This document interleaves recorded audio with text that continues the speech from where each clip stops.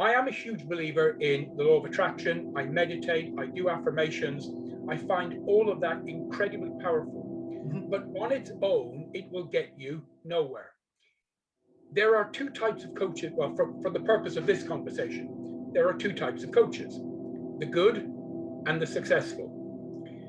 The good are not always successful, and that's quite frustrating. The successful are not always good.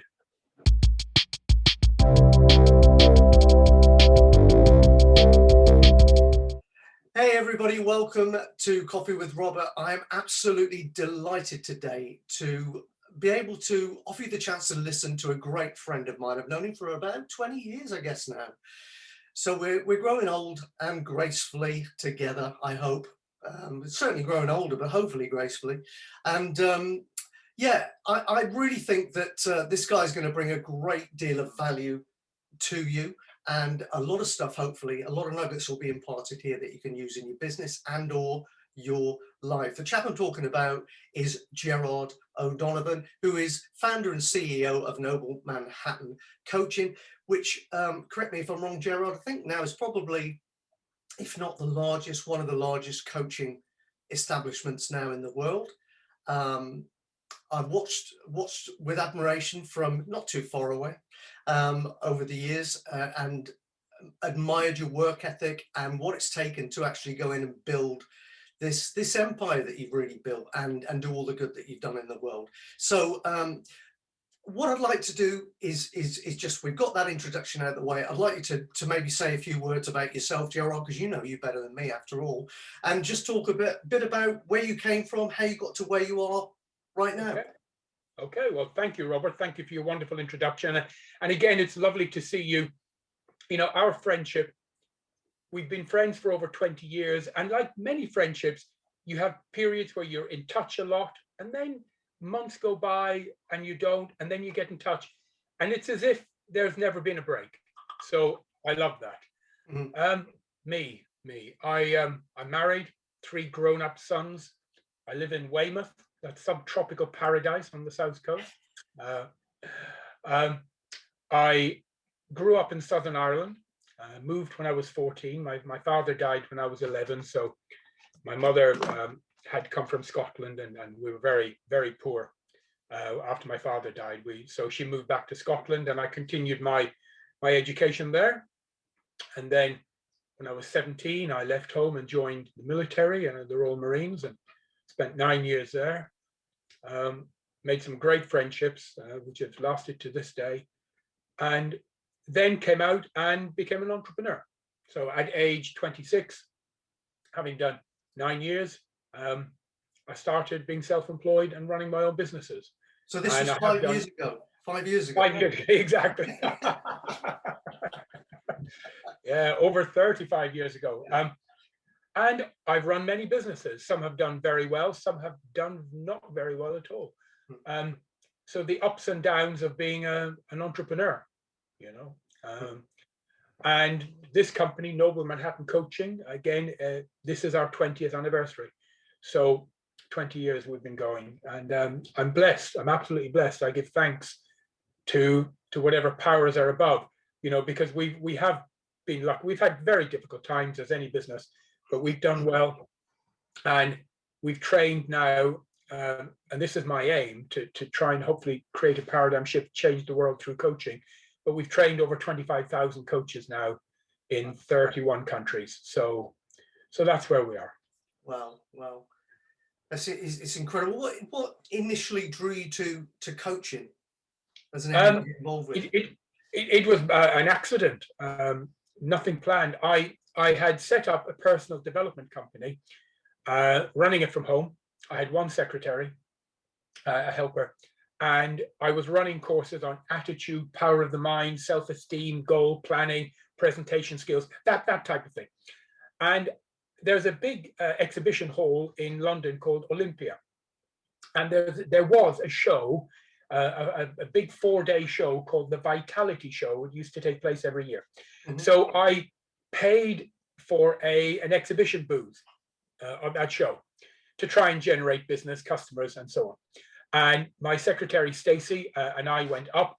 We set up the booth, or pull up banners and posters and leaflets, and all looked very nice.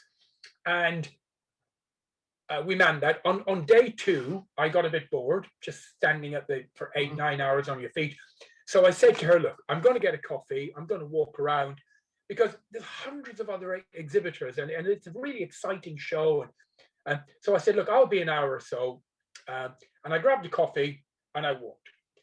And as I was walking down a wall, a fire door opened. And someone was coming out of a lecture hall. And they obviously had come out the back door. You're not meant to do that. So they pushed the fire door right in front of me, and they left it open. And I heard this lady, an American voice, talking. And just on sheer inspiration, I nipped in and stood at the back and shut the door. And everyone else had paid for that lecture. Mm-hmm. And I just stood at the back for an hour. And I listened to this lady called Laura Bertram Fortin from New York, a really feisty coach. And she was talking about this thing called life coaching. Mm-hmm. And this was in 1995. I'd never heard of it. And I was fascinated. And the talk finished, and everyone went up and shook her hand, and she was selling books and selling CDs. And I just waited and waited and waited. And eventually everyone left, and she was on her own, and she was tidying up her stuff. And I walked up to her and said, listen, I found that fascinating. Can I have your business card? Didn't really have, there was no Skype back then. There was no Zoom. There was no, so I had got her business card, gave her mine, telephoned her the week later, ended up going and training.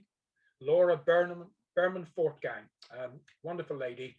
And then over the next year, I did 3 training courses with Americans. Cheryl Richardson, a lovely lady from the South, and Thomas Leonard, what we would call the father of coaching. I was lucky enough to do a course with him. So I gave myself a year and did 3 different courses, and then just started to coach. And back then, there was nothing back then. It was very pioneering. People hadn't heard of it. When you'd say to people, I'm a coach, they either thought you meant football, which was normal, or they thought you drove a big autobus from one city to another. And that was it. Well, your progress has been staggering, and I've kind of, because we've been friends over the last 20 years, I know how much work's gone into it. And when we first spoke about you coming on as a guest on this show, I mentioned to you that a large part of the reason for this show is to inspire people. So when they, entrepreneurs come up against their sticking points, their blocks, and they're unable to get past, I want them to know that everybody goes through that. Guys like you go through that. But what there is a difference in perhaps the way they're wired. It's almost like the kind of Edison thing, I've just discovered one more way that won't work as a light bulb, which moves me one way closer to the way that will. And you strike me as the type of guy that's very much got that philosophy at heart. And I want to get across to people that it is difficult for everybody. As Jim Rohn used to say, it rains on the rich. It's not exclusively just the poor. It's how you react to it. Can you speak to that a little bit? That kind of course, mindset? Absolutely. And I have years of experience of going through those. In the Marines, we used to call it, when you get these depression moments, or we call it being visited by the black dog, an expression. And I've had many times where you wake up at 3 a.m. in the morning in a cold sweat, worried about a huge problem you have to deal with in the morning, and not wanting the morning to come, but knowing you have no choice. You have to face up to it and deal with a big challenge. And I've had many of those over the years. And I guess everyone has their own coping mechanism, coping methods of dealing with it. I find that when I have a big problem that really, really upsets me, I get upset for a few hours, maybe half a day, maybe a whole day. And then I always go off by myself. I take either half a day, 3, 4, 5 hours. I'll go out in my car. I'll go out on my motorbike. and I'll just be by myself, drive somewhere, stare at the horizon, and just think it through, you know. How have I come here? What have I done to get here? How important is it for me to get through this? What will happen if I don't get through it? I always do that. And can I cope with that? Yeah. Can I accept that? If the worst comes, how will I feel? And then what do I need to do to get to where I need to go? And I have an expression that I've been using for years. You know, when you come to the end of your rope, which is a common expression, when you come to the end of your rope, I reach out and grab another rope, a rope called hope. So I'm a great believer in hope. You know? And I have great hope for the future, and for my ability to be able to find a solution, even if I have no idea where it's coming from. Yeah. And I meditate. I find meditation is a great benefit, a great help. And I find that whenever I do that, the answers come, solutions start to pop up, not right there, not like a blinding flash, not, you know, but within a few hours of going through that process, meditating, either a few hours, or I go to bed and I wake up the next day and I have ideas. And I always feel a surge of extra energy, extra renewed oomph to throw myself back in and deal with it. I love it. I love that. It's exactly the approach I've got to it as well. And I learned the hard way, because I used to try and overthink everything and think in layers all the time. Nothing was black and white. Everything was multi-shades and thinking in layers. But the thing is, you can overthink things. And when I talk to people who've got similar sort of issues, challenges, I'll often say to them, when you actually look at it, you're kind of, if you look at the iceberg analogy again, you've got around about 5%. Some people would argue 10, but we'll, for the sake of argument, say 5 above the water. That's your conscious logical thought processes. Everything below that is your subconscious mind. And we create all of our problems on this conscious logical thinking level and expect to fix the problem with the same level of intelligence that created it. Yeah. We can't do that. What we've actually got to do is draw back within ourselves, reconnect with who we are, and connect with spirit, if you like, inspiration. That's what it is. Absolutely. Absolutely. And you know, I used to get embarrassed about talking to people years ago about connecting with spirit and accessing your subconscious and then your superconscious, because people would give you funny looks. Now I don't care. I'm very comfortable in using that language. Because the answer is within. It always is. Absolutely. Yeah, absolutely. And I will say that over the last 20 years, I think global consciousness has kind of risen to all of this. And you can feel comfortable talking about it now. And you're not worried that somebody's going to burn you at the stake or anything else. But it's, you know, which is a good thing. It's a lovely thing to see. Do you know what, the one thing that I really, I've got to be in my bonnet this morning about something. And I wanted to really throw this at you because I know you're just the guy to shed some light on this for people.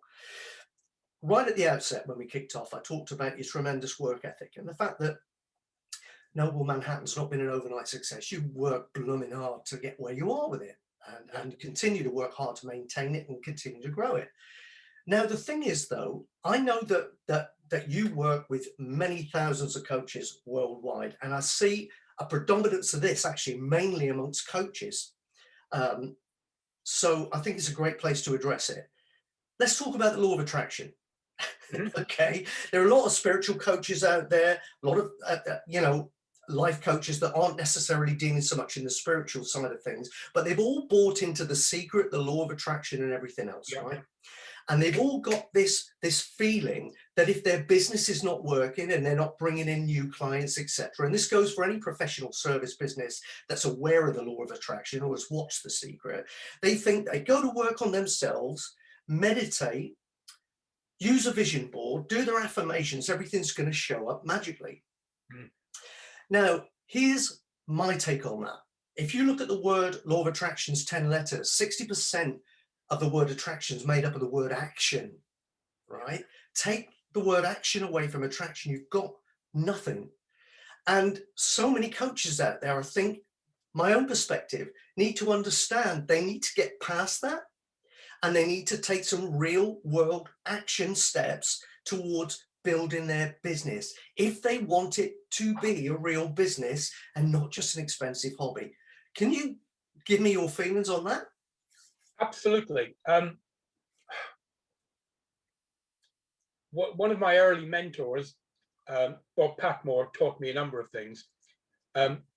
One, just harping back to the problems, he said, Gerard, as you grow, life works like this. He says, double your income, quadruple your problems.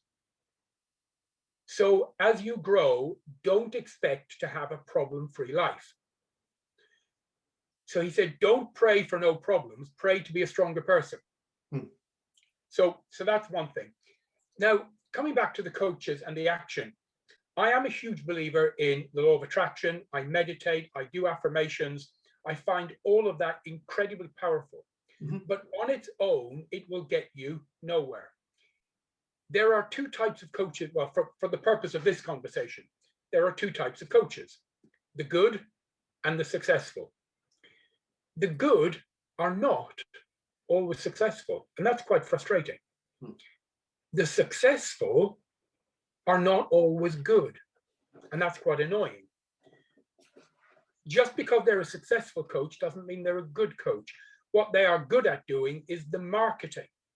So to be both a good and a successful coach, you have to learn different methods, techniques, and build up a set of knowledge skills, both in coaching and in marketing and business building skills. And the old saying, and there's a film, isn't there, the Field of Dreams or something, if you build it, they will come, unfortunately is not true. And if you simply go and you spend hard-earned money and effort and you take a course and you get a qualification, that's wonderful.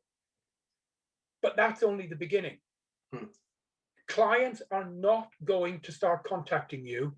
The phone will not start ringing unless you engage in the actions and the activity needed to build your business.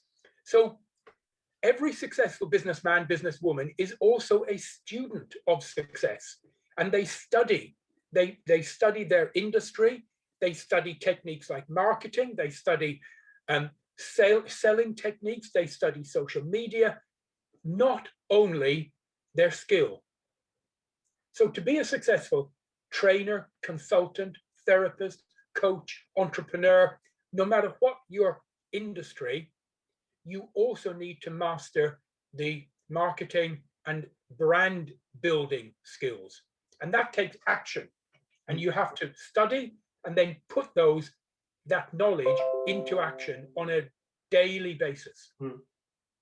Yeah, agreed. Absolutely. And of course, in 2021, which is now, when we're recording this video, it's got more competitive than ever. I'm sure you've probably read the book, what's it, Blue Ocean? I've got it here somewhere. The Blue Ocean Strategy. No, I haven't. No. Okay, it's great book. And it's literally about the whole idea of the marketplaces being flooded, and that most people are operating in a red ocean, which is infested with sharks. And, obviously it's red because it's filled with blood. So, yeah, nice analogy. But that very few people play in the blue ocean. So they can find a place where they can actually, play, if you want, without fear of too much competition, but also they'll have a market where it's long enough, it's big enough to sustain them for the foreseeable future. And if you haven't read that, I'd recommend you have a look at that. So I will. I'll have a look at on Amazon. They bring constant presents to my door. Yeah, aren't they lovely? Aren't they lovely? Yeah. Yeah. So it's here's another thing that I've kind of switched with niching as well. I'm aware of the time that we've got though, but I've had a little switch of niching in my own business a little while ago, because a lot of people tend to think, well, I've got to work with lawyers, I've got to work with coaches, I've got to look, whatever it is, I've got to work in one vertical. But this is something that occurred to me and works quite nicely for me is that I tend to niche what I do. I niche what I do, and I niche the result.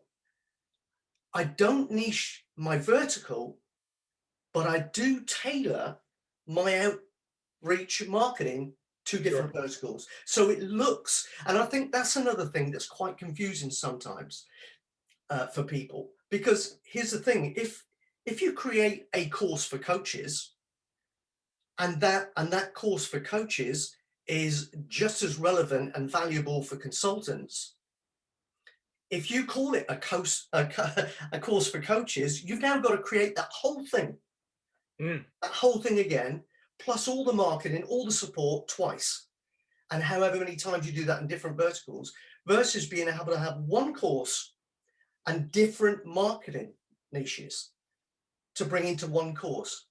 Absolutely. And it's a great strategy, strategy. And coming back to what you were saying earlier about action, it cannot be overemphasized, the need for it. I'm reminded of an old saying going back, decades. If you have talent and energy in life, you will be a king in whatever you choose to do. If you have energy but no talent, you'll be a queen. If you have talent but no energy, you will be a pauper. And the deciding factor is the energy. It's not the talent. Yeah. So strangely enough, it's not the talent, it's not the knowledge, it's not the skills that are the deciding factor of success. It's the energy. Absolutely.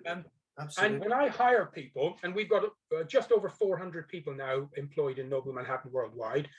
So I have a saying with all of my senior managers. I say, I would rather have ignorance on fire than knowledge on ice. There are so many people that are filled with knowledge of their industry. They've done their master's degrees, but it's knowledge on ice. There's no fire in there. No. I would rather have someone who knew nothing, but they have a fire burning within them. Absolutely. So I use the phrase, ignorance on fire is better than knowledge on ice any day. Yeah, absolutely. Give me someone who's ignorant, doesn't know what to do, but filled with a fire, and then I can teach them. Yeah, I think it was Michael Masterson wrote a book, Ready, Fire, Aim. I'm pretty sure it was him. Ready, I remember that. It's exactly that, isn't it? It's just get out there and tell your story, get in front of people, infuse them, figure out the incidentals later. And here's another thing that I found out the hard way, and I've worked with a lot of people now who have had the same issues. Sometimes we sit and we try to think ahead, and we try to perceive all of the challenges we're going to come up against, all of the problems, etc. And we try to come up with a perfect plan with all the answers to all the questions before we ever get rolling. But oftentimes we won't get the answers to the questions until we take action. And the very idea of taking action, the very thing of taking action, will lead you down a road, either the correct road or the wrong road, but whatever, you learn, and you find out the answers to the questions that you were asking right at the outset. But you can only guess if you don't go out there and get some data by taking some action. Absolutely. And if you wait, and this is just my philosophy, in my experience, if you wait until everything is perfect before you launch, you'll never launch. And sometimes good enough is enough. Yeah. And then you carry on making it better. And I have a phrase, you consolidate on the move. Don't stop, just get it going, get it started, and then start making adjustments, make it better, make it better, make it better as you make progress. But sometimes people, they come to me with a business idea, and I say, how long have you had it? 15 years. I've been thinking about it, been planning it, been writing a business plan, rewriting it. I said, well, why haven't you launched? And they say, it's not just ready yet. I say, dear God, someone else would have taken that idea and launched it the week after they thought about it. Yeah, exactly. And what is ready? It's all subjective. Perfection's all subjective anyway. Yeah. Your idea of perfection will be different than mine. So you might as well, absolutely right, just get it out there and let your audience tell you. Absolutely. You know, where you're missing out or where you're doing really, really well. Gerard, I really love you, mate. This could go from coffee with Robert into lunch with Robert. I could just go on and go on and go on. It's quite right what you said at the outset. We can have literally months, or even I think it's been 3 or 4 years since you and I since we physically got together. Yeah, and yet it feels like it was just yesterday. And you know, I'm really grateful for the friendship that we've developed over the years. Well, let's make a deal that as soon as these restrictions ease off a bit, we'll meet. If the weather's nice, I'll come down your way on my motorbike. Super duper. Meet for a nice coffee somewhere. That sounds good to me. I'll go anywhere for a coffee, you know me. Gerald, before we wrap up, many thanks. Honestly, it's been an absolute pleasure. And I know there's loads of nuggets of wisdom in there that give value to people that listen to this or watch this, whichever format they're taking in. But before we go, for anybody who's interested in knowing more about Gerard O'Donovan, Noble Manhattan, people who are maybe thinking about becoming a life coach or a business coach, where can they go to learn more about you and what you do? Sure. They could go to the website noble-manhattan.com, of course, or just send an email and we would send them anything they needed. And the email would be info at noble-manhattan.com. Brilliant, brilliant. Absolute pleasure. It's been an absolute pleasure. I'll make sure that the links are below the video as well. And let's not leave it so long. Absolutely. Absolutely. Gerald, thanks so much, buddy. Take care. Love you to your family. Cheers now. Bye-bye. Bye-bye.